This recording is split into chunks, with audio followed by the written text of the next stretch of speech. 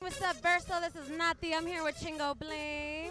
What up, world? It's Chingo Bling with the Big Tamarindo. Sas. Yes. You've led like a crazy example of DIY, doing it yourself, really infusing that immigrant work ethic with your business. Can you speak on that? Just trying to take advantage of the internet. That's like the greatest tool ever created in modern, mankind. So we're just trying to utilize that and connect the dots because there's Mexican Americans in New York, North Carolina, Tennessee, Atlanta, Chicago, Texas. I mean, on and on and on.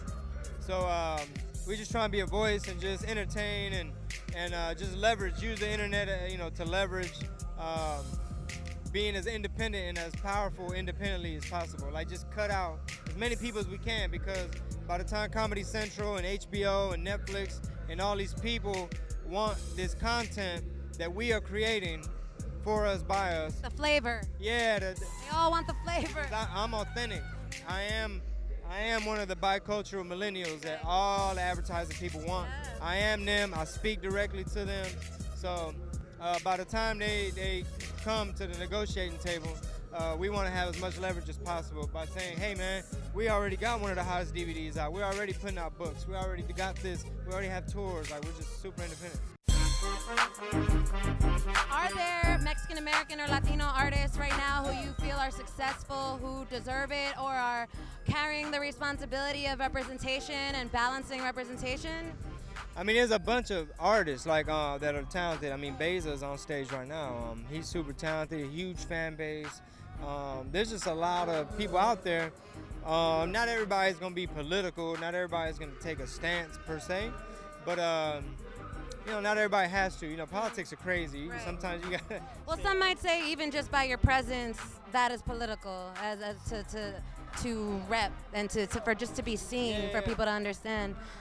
And even just like we were saying, even just with business, even with power, even with ownership, Right. by you owning stuff and having a say, even by having an audience, by any type of power, like Beza's Instagram following is through the roof. So for instance, I mean that right there alone is power. You know what I mean? So I always thought Texas was like the future, like the folks are so mixed and there's so many Latinos with a history of that even being Mexico, and just how does it for you to be based out there? How are you influencing like Texas culture and the next generation of repping for what America really looks like?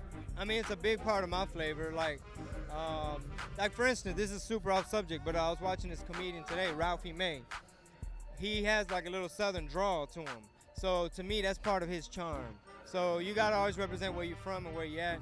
I mean, hell, I rock the hat. People love the hat. Anytime I give it a break and rock something else, people are like, oh man, where the hat at?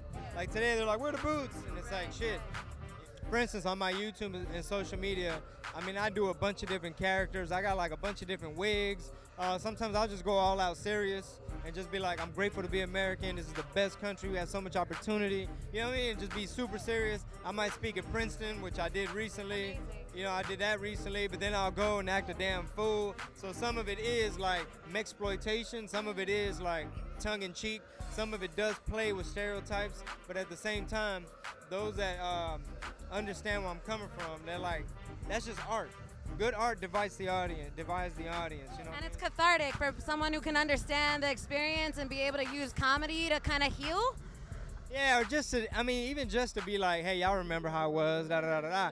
I mean, my first year, I've been doing stand-up comedy for a year. I just shot my DVD, so that first year of material, it's like shedding a layer of skin.